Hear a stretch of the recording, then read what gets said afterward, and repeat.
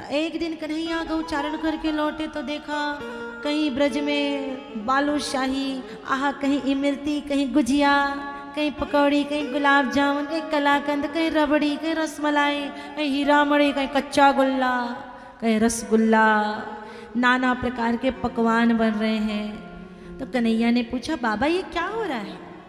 नंद बाबा से पूछा तो बाबा ने कहा लाला हम सब इंद्र के पूजा की तैयारी कर रहे हैं। बोल इंद्र की पूजा? इंद्र नया देवता कहाँ से आ गया? घर को जोगी जोगना आन गांव को सिद्ध, ये कब से भगवान बन गया? अरे घर में भगवान बैठा तो इंद्र की पूजा करोगे? तो गोविंद ने मना किया बाबा को, बोले हम इंद्र की पूजा नहीं करेंगे। तो किसकी करेंगे? तो हम तो गौ माता की पूजा करेंगे, हम तो गिरिराज महाराज की पूजा करेंगे, जिनके आश्रय में हम रहते हैं उसकी पूजा करेंगे। तो बाबा नंद ने कहा बेटा मैं तो मान जाऊंगा लेकिन ये सारे गांव वाले नहीं मानेंगे। कन्हैया ने कहा मैं मनाऊंगा। 7 वर्ष की आयु में कन्हैया सारे गांव वालों को बुला लिए, सारे ब्रजवासियों को, और कहा आज से हम इंद्र की पूजा करेंगे बंद और गिरिराज महाराज की पूजा प्रारंभ करेंगे। सारे ब्रजवासियों ने एक बार नहीं कहा लाला तो ऐसा क्यों कह रहा है, एक बार कोई शिकायत नहीं, कोई शंका नहीं, तुरंत तैयार हो गए और ठीक है लाला। और इंद्र की पूजा नहीं की, सारे ब्रजवासी गिरिराज महाराज की पूजा करने को तैयार हो गए। तो ब्रजवासियों ने पूछा ए भैया लाला हमने जो 56 भोग बनाया है इंद्र को भोग लगाने के लिए, इस 56 भोग का क्या होगा? नैया ने कहा मैं हूं ना, तुम चिंता मत करो मैं हूं।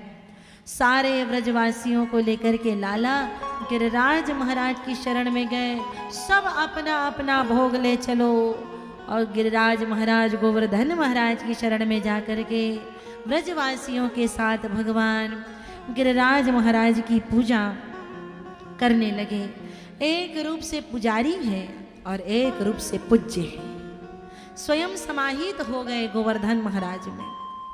एक रूप से पुजारी है और एक रूप से पूज्य है, और इसीलिए आज भी गिरिराज महाराज की उतनी ही महिमा है जितनी श्री कृष्ण की महिमा है। आज भी लोग 7 कोस के गिरिराज की परिक्रमा लगाते हैं। आपको जानकारी होनी चाहिए 7 कोस के गिरिराज की परिक्रमा हिंदू ही नहीं वो अंग्रेज आकर के लगाते हैं। छोटे छोटे बच्चों को गोद में लेकर के से साड़ी के आंचल में बांध करके और साइकिल चलाते हुए गिरिराज महाराज की परिक्रमा लगाते हैं, माला झोली लटका करके वो माताएं चल रही हैं। कभी गए यहाँ से कुछ लोग 2, 4, 8, 10, 12 वृंदावन गए? कुछ लोग गए हैं तो बताया करो तब ना पता चलेगा कि हाँ गए हो। बस जय हो आपकी।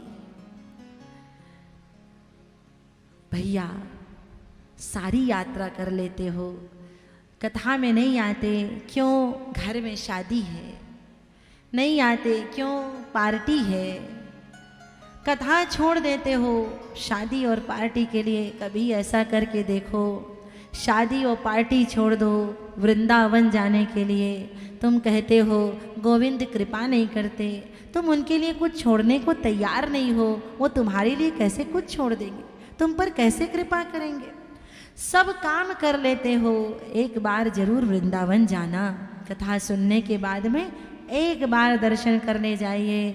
हरि से नैन मिलाकर देखो, हरि से नैन मिलाकर देखो, जरा ये धोखा भी खाकर देखो। सबसे सुंदर मेरे बाके बिहारी, बस एक बार वृंदावन जाकर के देखो, एक बार वृंदावन जाकर के देखो। जाओ कभी दर्शन करने और गोवर्धन की परिक्रमा लगाओ। वहाँ जाओगे तो आपको पता चलेगा कि अंग्रेज ये मुस्लिम हमसे ज़्यादा आगे हैं, ये भगवान हमारे हैं, हमारे भगवान हमारे इष्ट की पूजा करने के लिए वो हमसे ज़्यादा आगे हैं। सज्जनों तो आप भी पीछे मत रह जाना, जाइए एक बार ब्रज। ठाकुर समाहित हुए गोवर्धन में और इसीलिए आज भी गिरिराज महाराज की परिक्रमा होती है।